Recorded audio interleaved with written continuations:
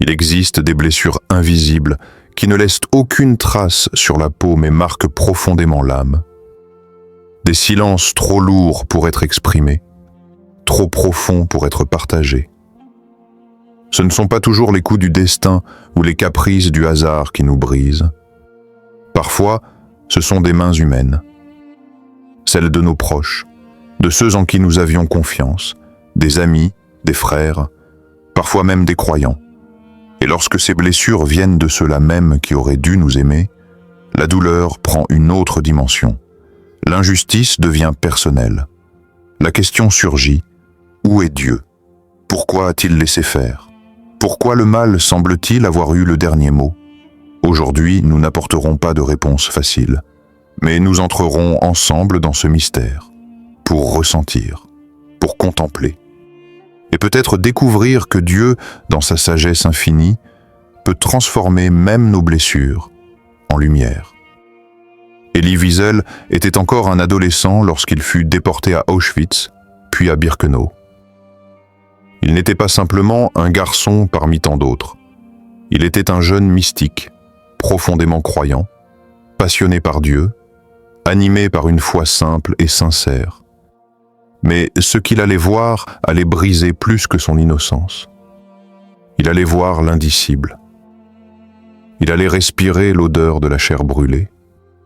Il allait assister, impuissant, à l'effondrement de l'humain. Des enfants jetés dans les flammes. Des mères hurlant à arracher à leurs enfants. Des corps entassés, vidés de toute dignité, réduits à la poussière. Et au-dessus de tout cela, un silence. Un silence effroyable, celui de Dieu. Dans ce lieu où le mal prenait une forme presque surnaturelle, où l'horreur dépassait l'entendement, Wiesel sentit quelque chose en lui mourir. Il ne criait plus vers Dieu, non parce qu'il cessait d'y croire par révolte, mais parce que l'appel lui-même semblait inutile, vain. Il se sentait seul, entièrement seul, perdu dans un monde où le sacré semblait avoir été effacé. Il écrira plus tard « Je n'oublierai jamais cette nuit. La première nuit de camp, qui a fait de ma vie une nuit longue, scellée 7 fois. Je n'oublierai jamais la fumée. Je n'oublierai jamais les visages des enfants, transformés en cendres sous un ciel silencieux. Ce ne sont pas des mots de haine. Ce sont les mots d'un homme qui a vu sa foi se dissoudre dans la cendre, non pas renié, mais étouffé, noyé dans une douleur trop lourde. Il n'avait plus de repères, plus d'autel intérieur. Ce Dieu qu'il aimait tant semblait avoir disparu avec les prières mortes dans les chambres à gaz. Dans cette nuit sans fin, quelque chose de profond se révèle. Le mal, quand il est poussé à l'extrême, ne détruit pas seulement le corps. Il désoriente l'âme. Il bouleverse tout ce que l'on croyait sacré. Et pourtant, même dans cette désorientation, une question continue de vibrer. Dieu est-il encore là? Elle avait tout donné. Son cœur, sa confiance, sa vie. Mariée à celui qu'elle croyait être l'homme de sa prière, elle s'était engagée avec sincérité, espérant fonder un foyer bâti sur l'amour et la fidélité. Mais un jour, sans avertissement, tout s'est effondré. Elle a découvert l'infidélité, la trahison, et, avec cela, une honte qui ne lui appartenait pas, mais qui s'accrochait à elle comme une seconde peau. Trompée, humiliée, elle priait, longtemps. Elle suppliait Dieu de réparer ce qui était brisé. Elle pleurait en silence, espérant un miracle, un retour, un geste. Mais rien ne changeait. Le ciel restait sourd, elle criait, et c'était le silence en retour. Elle a connu l'abîme de ces nuits où même la foi semble fuir. Elle s'est demandé si Dieu l'entendait, si elle comptait encore à ses yeux, si sa douleur avait du sens. Et pourtant, les années ont passé et quelque chose a lentement changé. Pas de manière spectaculaire, pas brusquement, mais comme une lumière douce qui perce l'obscurité, elle a commencé à voir autrement. Aujourd'hui, elle écoute d'autres femmes. Elle les accueille dans leur douleur. Elle comprend sans juger. Elle console sans parler trop. Elle est devenue refuge pour celles qui, comme elle autrefois, ne savaient plus si elles allaient tenir. Et quand on lui demande d'où lui vient cette compassion, elle répond simplement « C'est cette blessure qui m'a réveillée. Elle m'a montré ma mission. Elle m'a appris l'amour vrai. Elle ne glorifie pas la souffrance. Elle ne la nie pas non plus. Elle sait ce qu'elle a coûté. Mais elle voit maintenant que ce qui avait été voulu pour la détruire est devenu le point de départ d'un appel plus grand. Ce que les hommes avaient voulu pour le mal, Dieu l'a retourné pour le bien. Il n'a pas effacé l'histoire. Il l'a redirigée, transformée. Et dans cette transformation, elle a retrouvé une paix plus profonde que la douleur.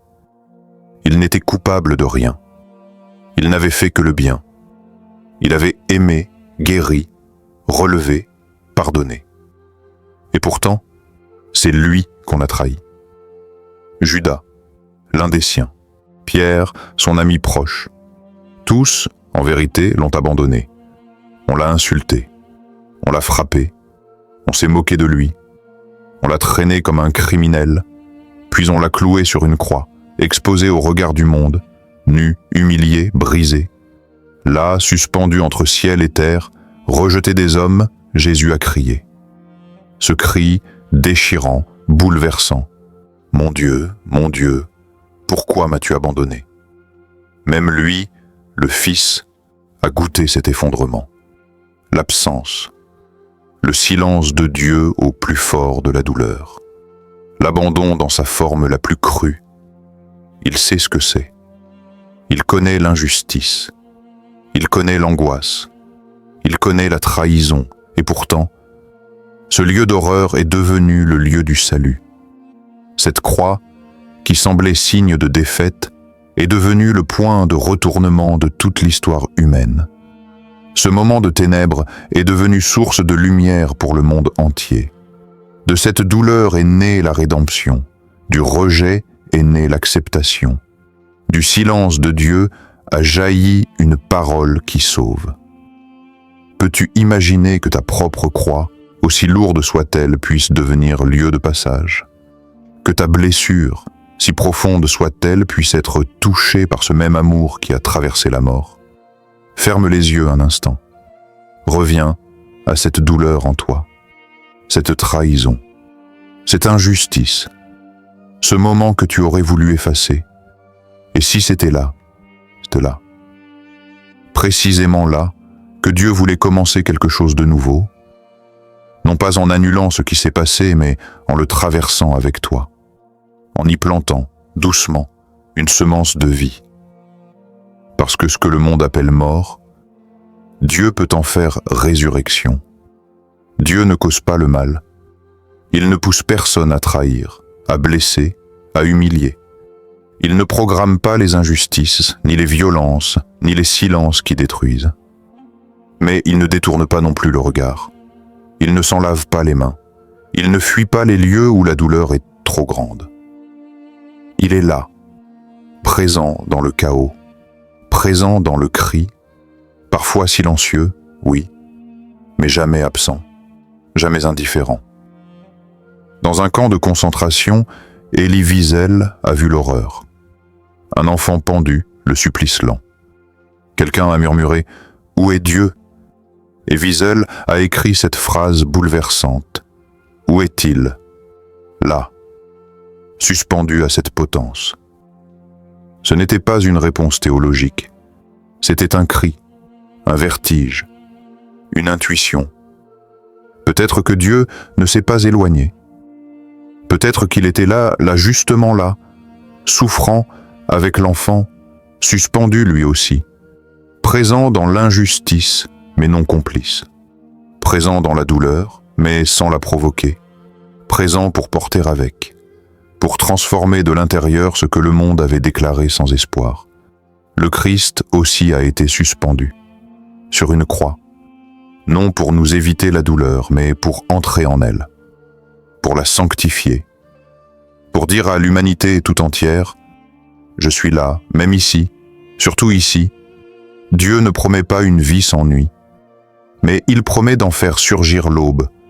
Il n'efface pas la croix, il la traverse, la transfigure. Et c'est là sa souveraineté. Non pas dans la domination brute, mais dans cette capacité infinie à faire jaillir la lumière là où tout semblait perdu. Il prend le bois de la croix, il prend le cri de l'abandon, il prend les larmes, les silences, les blessures, et il les inscrit dans une histoire plus grande que la nôtre. Une histoire où rien n'est jamais inutile, où rien n'est jamais définitivement perdu. Quand les autres nous font du mal, notre premier réflexe est souvent de nous fermer, de nous protéger, de bâtir des murs pour ne plus jamais ressentir ça. Et parfois, c'est nécessaire pour survivre. Mais il existe un autre chemin, plus exigeant, plus intérieur, celui qui ne nie pas la blessure, mais qui l'ouvre à une autre lumière. Une lumière douce, lente, mais capable de tout transformer. Ce que l'homme avait pensé pour le mal, Dieu peut le penser pour le bien. Ce n'est pas une idée réconfortante lancée à la hâte, c'est une promesse. Pas un raccourci pour oublier la douleur, mais un chemin de transformation, lent, parfois obscur, mais réel. Ta blessure peut devenir une source de guérison pour d'autres. Ton silence, une prière silencieuse qui touche le cœur de Dieu, ton désert, un sanctuaire où sa présence se révèle autrement. Le mal qu'on t'a fait ne définit pas qui tu es. Il ne décide pas de ton avenir. Il ne ferme pas l'histoire. Il n'aura jamais le dernier mot, car en Christ, tout peut être transformé. Même ce que tu pensais irrécupérable, même ce que tu n'oses plus nommer, même toi. Il ne s'agit pas de nier ce que tu as vécu. Il s'agit de le remettre entre des mains plus grandes que les tiennes, des mains percées, mais pleines de vie. Car en lui, tout ce qui est brisé peut devenir lieu de passage. Tout ce qui semblait fini peut renaître, et tout ce que le mal a tenté d'éteindre peut devenir lumière. Nous savons, du reste, que toute chose concourt au bien de ceux qui aiment Dieu. Romains 8, 28.